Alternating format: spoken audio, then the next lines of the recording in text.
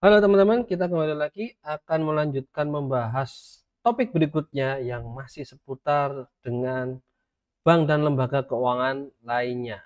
Nah, apabila di topik sebelumnya saya membahas tentang jenis usaha bank berdasarkan fungsinya, kepemilikan, dan lain sebagainya hingga digital bank.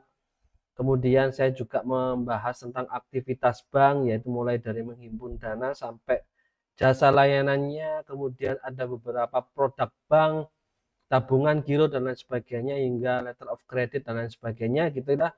Nah, di kali ini kita akan membahas tentang bagaimana agar bank itu bisa memberikan layanannya atau melaksanakan kegiatannya itu tetap terkontrol dalam hal terkontrol kesehatannya.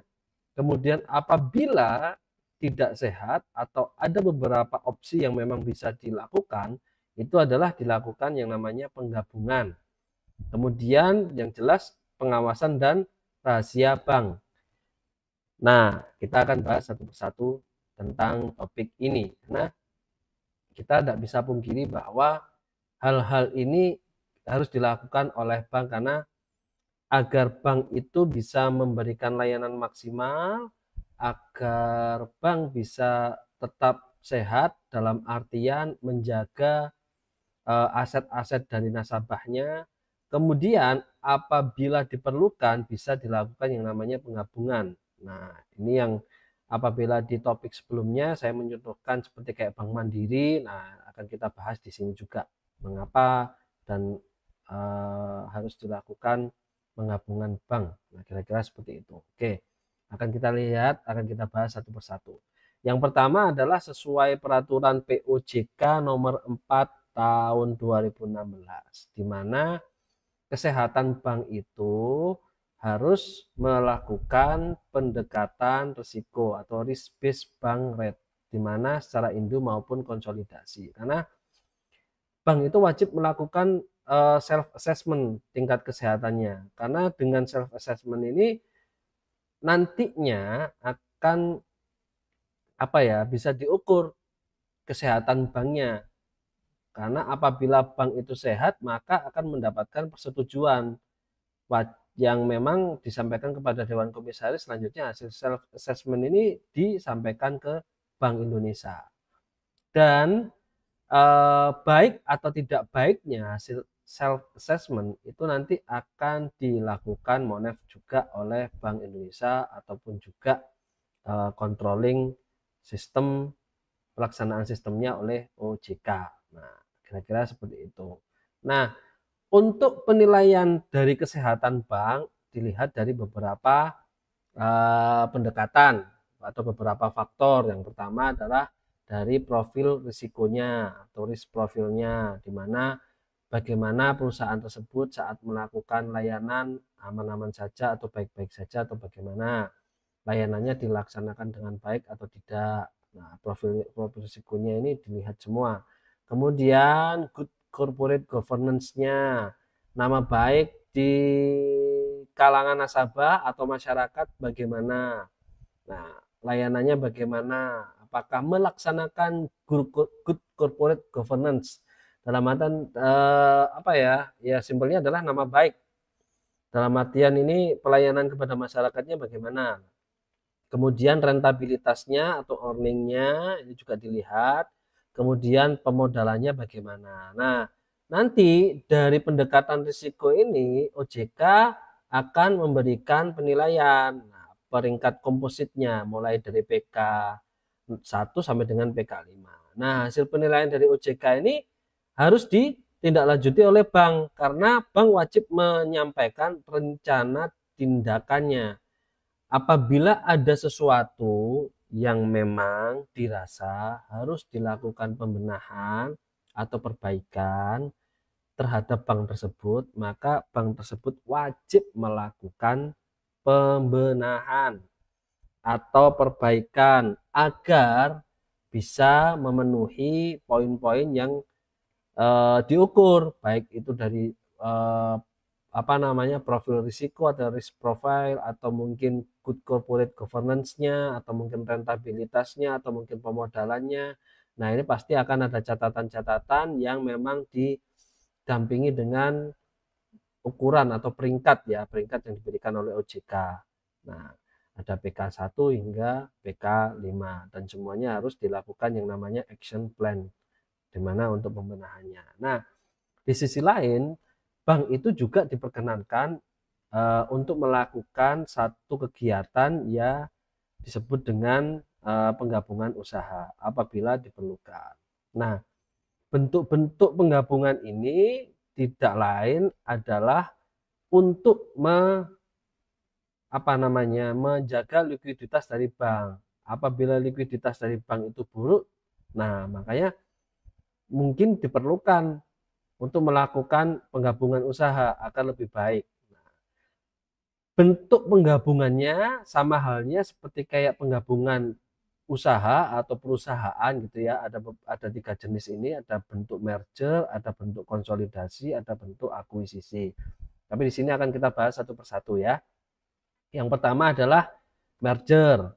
Nah, merger itu bentuknya seperti apa? Nah, penggabungan dari 2 bank atau lebih dengan cara tetap mempertahankan berdirinya salah satu dari bank dan membubarkan bank-bank yang lain. Nah, itu tanpa melakukan likuidasi terlebih dahulu ya, langsung semua dijadikan. Nah, contohnya seperti kayak BRI, BNI sama Bank Syariah Mandiri ini dijadikan satu ya. Dijadikan satu yaitu Bank Syariah. BSI ya, Bank Syariah Indonesia. Di mana survival entitasnya itu menjadi satu karena memang maksudnya bukan karena liquidnya jelek, tetapi karena memang ingin memberikan layanan yang lebih luas, yang lebih besar. Karena targetnya tidak hanya cuma lokal, tetapi internasional, bisa memberikan layanan yang menggunakan prinsip syariah Islam secara internasional. Maksudnya arahnya seperti itu. Nah, dengan maksud penggabungan ini bisa menjadi entitas yang lebih besar lagi. Dan ini milik BUMN atau milik pemerintah. Apabila milik pemerintah bisa berkembang sampai meluas, sampai internasional, ya tentu keuntungannya negara bisa mendapatkannya. Khususnya untuk negara-negara lain yang di luar yang memang perlu atau mungkin nasabahnya membutuhkan layanan yang memang menggunakan prinsipnya adalah syariah. Itu contohnya. Ini yang ada di Indonesia ya, BRI Syariah, BNI Syariah, kemudian Bank Syariah Mandiri digabung menjadi Bank Syariah Indonesia. Ini di merger. Kemudian ada lagi yaitu adalah konsolidasi ya, penggabungan 2 bank atau lebih dengan cara mendirikan bank baru dan membubarkan bank-bank tersebut. Oke, tanpa melikuidasi terlebih dahulu. Jadi tanpa menutup perusahaan tersebut, jadi langsung digabungkan membentuk nama baru, aset dan lain sebagainya jadikan satu. Contohnya adalah Bank Mandiri yang kemarin di slide sebelumnya saya sampaikan ya. Ini adalah penggabungan dari beberapa bank. Ada Bank Bumidaya, Bank Dagang, Ekspor Import, kemudian ada Bank Pembangunan Indonesia dikonsolidasi menjadi satu menjadi Bank Mandiri. Tapi pada dasarnya apabila kita melihat kisah gitu ya, melihat sejarahnya, bank-bank tersebut ini memang apabila tetap berdiri sendiri, likuiditasnya tidak baik. Makanya dilakukan penggabungan atau konsolidasi ini dengan membuat nama bank baru. Dengan tanpa melakukan likuidasi. Dengan harapan penggabungan dari beberapa bank ini nanti akan menjadi bank yang baru di mana likuiditasnya lebih baik. Jadi semua bank cabang yang ada di sini ini dijadikan satu atas nama Bank Mandiri. Nah, likuiditasnya semakin tinggi, kesehatannya banknya semakin lebih baik dibandingkan hidup sendiri-sendiri. Kemudian pasti ada penyesuaian. Penyesuaian apa? Ya mungkin dari sisi manajemennya, kepegawaiannya, layanannya yang dimana di beberapa titik mungkin namanya berbeda-beda dan double-double, mungkin ada satu tempat ada ATMB Bumidaya, juga ada Bank Exim gitu ya. Nah, ini akan dijadikan satu, layanannya akhirnya ATM-nya cukup satu aja dan semuanya bertumpu atau menjadi layanan dari Bank Mandiri itu sendiri. Ini adalah bentuknya yang konsolidasi. Contohnya adalah Bank Mandiri. Kemudian ada bentuk lain yaitu adalah akuisisi, di mana pengambilan kepemilikan. Jadi kepemilikannya dari bank itu diambil. Nah, akhirnya apa? Ada beralihnya pengendalian terhadap bank tersebut. Jadi bank tersebut adalah dikendalikan bukan dari bank itu sendiri, akhirnya dikendalikan oleh pihak yang lain. Contohnya adalah Bank Danamon. Ini kalau nggak salah sekarang Bank ini kalau nggak salah dari Cina atau Korea, saya lupa itu ya. Jadi Bank Danamon dulu adalah lokal, tetapi sekarang di Bank. Kemudian Bank Muamalat yang notabene dulu itu bank syariah gede besar gitu ya, tapi ya apalah daya gitu ya. Sekarang karena liquid, karena tidak bisa melanjutkan operasionalnya dengan baik, akhirnya sekarang dikembangkan, dilanjutkan Alfara Investment.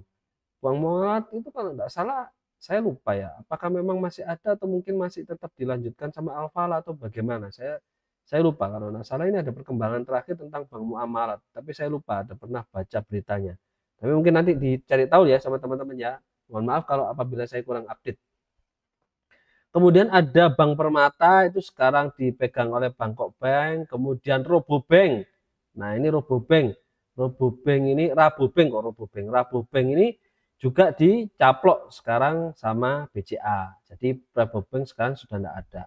Tapi kalau yang lainnya Bank Permata ini masih ada, Muamalat, Danamon namanya masih tetap, tetapi kendalinya itu adalah beralih ke bank-bank yang ini tadi itu. Nah, untuk melakukan tadi itu mulai akuisisi dan lain sebagainya, itu harus ada syaratnya. Beberapa hal yang perlu dipenuhi yaitu adalah telah memperoleh persetujuan dari RUPS bagi bank yang berbentuk badan hukum perseroan terbatas atau rapat sejenis bagi bank yang berbentuk lainnya yang memang bentuknya tidak PT.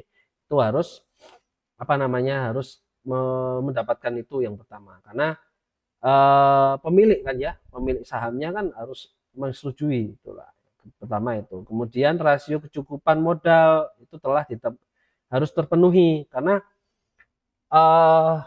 bank itu harus melakukan simpanan wajib ke Bank Indonesia.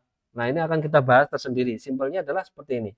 Semua bank harus melakukan simpanan wajib ke Bank Indonesia. Keperluannya untuk apa? Nah, keperluannya itu adalah sebagai supporting apabila kondisi bank itu tidak baik-baik saja, maka dana tersebut bisa digunakan dan bahkan bisa dibantu oleh dana yang dari bank lainnya juga. Karakteristiknya bisa jadi seperti itu.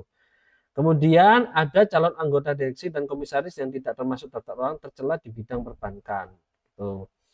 Kemudian ada akuisisi, itu maka bank wajib memenuhi ketentuan mengenai pengertian modal oleh bank dan yang diatur oleh Bank Indonesia yang berhubungan modal. Nah, tentunya semua ini harus terpenuhi, karena minimal ini adalah harus terpenuhi, karena bagaimana bank itu bisa melakukan layanan dengan maksimal apabila tidak memiliki struktur manajemen yang bagus.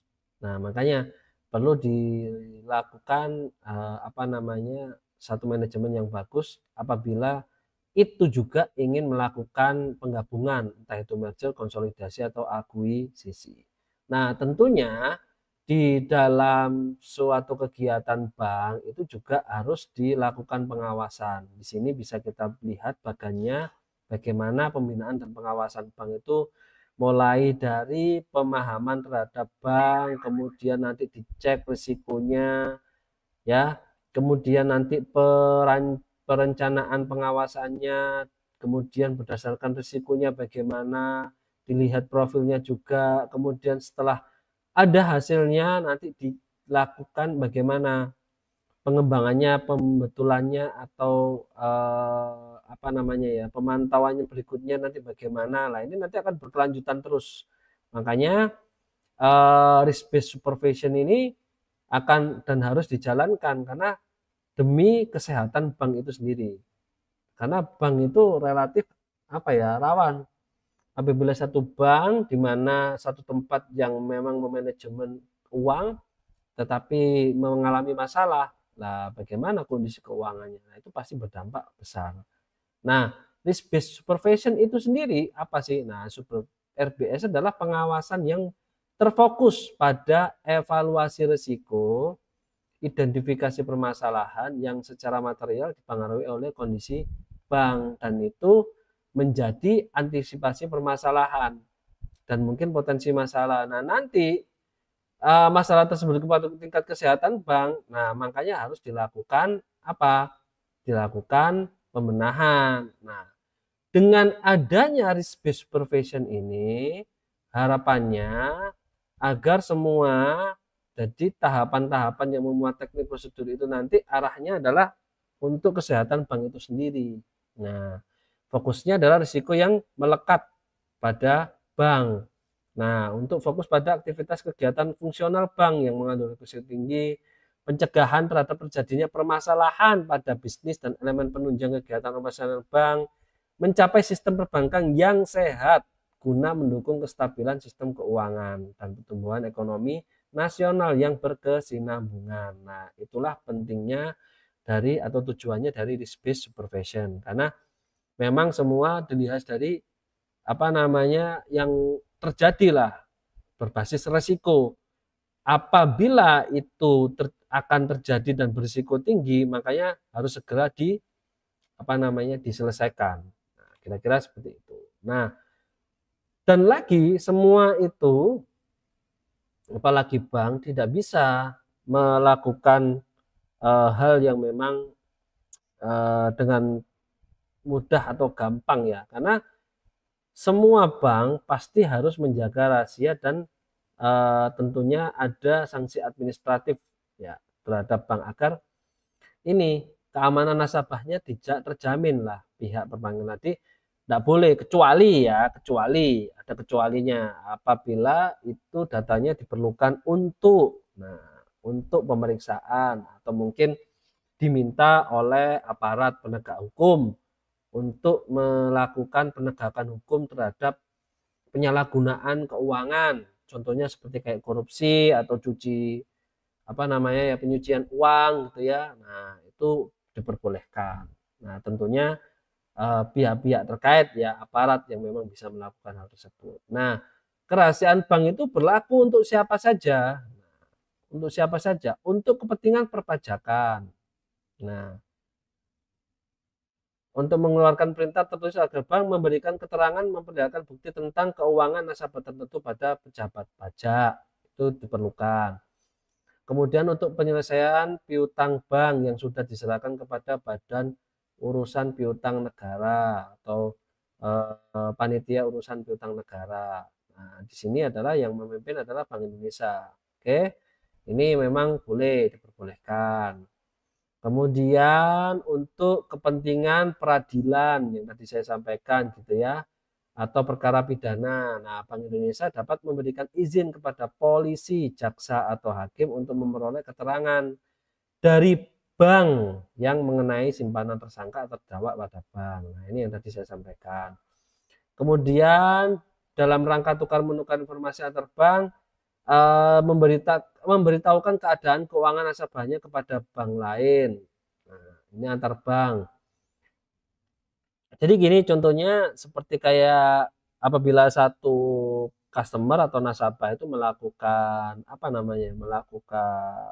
kecurangan terhadap sistem bank, ya mau tidak mau biasanya antar bank itu bisa tukar menukar data. Dalam artian maksudnya adalah jangan sampai nasabah tersebut melakukan hal yang sama di bank yang lainnya. Makanya ada sedikit kayak telegram atau informasi atau surat terbuka bahwa menunjukkan nasabah-nasabah tersebut dengan ciri-ciri, dengan data, dengan biodata dan sebagainya, bahwa perlu dilakukan pengawasan khusus terhadap nasabah tersebut apabila melakukan transaksi di tempat atau bank lainnya. Boleh seperti itu. Bahkan apabila memiliki bisa jadi BI checking-nya jelek juga. Nah, sampai seperti itu. BI checking apa sih BI checking? Jadi kita semua yang memiliki rekening di satu bank itu semuanya pasti terdaftar di Bank Indonesia. Saya punya bank gitu ya, rekening bank BCA. Lah, nama saya juga ada di Bank Indonesia berdasarkan data mana? Data yang ada di Bank Indonesia. Dari informasi tersebut, apabila saya melakukan kecurangan atau apapun itu yang memang melanggar perjanjian dengan bank BCA tadi itu, tidak membayar kredit kah atau bagaimana, ya otomatis saya akan ke blacklist. Jadi kesehatan keuangan saya itu bisa dilihat di Bank Indonesia. Bahkan sampai sekarang pun bisa dari sisi e-walletnya juga bisa. E-wallet itu, jadi mungkin kalau teman-teman ada punya Shopee Pay Later atau mungkin Shopee Pay atau mungkin Pay Later, kita kredit menggunakan Pay Later. Pay Later itu ternyata juga tersambung di Bank Indonesia. Jadi kesehatan keuangan kita itu juga terbaca di Bank Indonesia. Kita kredit di mana aja, kreditnya berapa, nominalnya berapa, totalnya berapa, cicilannya per bulan berapa, kemudian kita rajin bayar atau tidak. Nah, itu terbaca di Bank Indonesia dan itu bisa terlihat dan itu menjadi penilaian kita saat kita akan melakukan kegiatan yang berhubungan dengan fasilitas keuangan dengan pihak bank atau mungkin lembaga keuangan yang lainnya. Kira-kira seperti itu. Contohnya kalau kita mau kredit, leasing, atau mungkin KPR, biasanya ada pengecekan BI checking. Kira-kira seperti itu. Gitu ya. Kemudian juga sanksi juga diberikan kepada siapa saja yang melakukan kegiatan perbankan. Seperti menghimpun dana dari masyarakat dalam bentuk simpanan tanpa izin usaha dari pimpinan Bank Indonesia. Ini juga bisa mendapatkan sanksi. Nah, kira-kira itu. Jadi teman-teman, untuk menjalankan kegiatan perbankan itu tidak semudah yang kita gambarkan juga, tetapi kita juga harus mengawasi bahwa bank-bank tersebut terikat peraturan yang sudah diatur oleh Bank Indonesia maupun juga OJK. Maka daripada itu, saat kita memilih bank, tentunya kita pasti memilih bank yang terbaik untuk kita.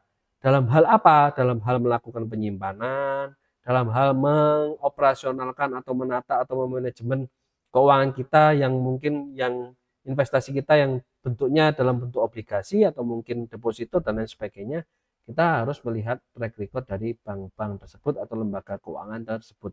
Kira-kira itu teman-teman yang bisa saya bahas untuk kali ini. Jadi kita pelajari bersama tentang aktivitas bank dan kesehatan bank. Tentunya semua itu menjadi tolak ukur kita saat kita akan menggunakan layanan dari sebuah lembaga keuangan, baik itu non-bank maupun juga bank. Oke, sampai ketemu lagi di materi berikutnya yang membahas tentang seputar bank dan lembaga keuangan lainnya. Semoga informasi yang hari ini bisa bermanfaat buat teman-teman. Apabila ada kekurangan, saya mohon maaf. Apabila ada sesuatu yang ingin ditambahkan, silakan disampaikan di komentar. Oke, sampai ketemu lagi di materi berikutnya.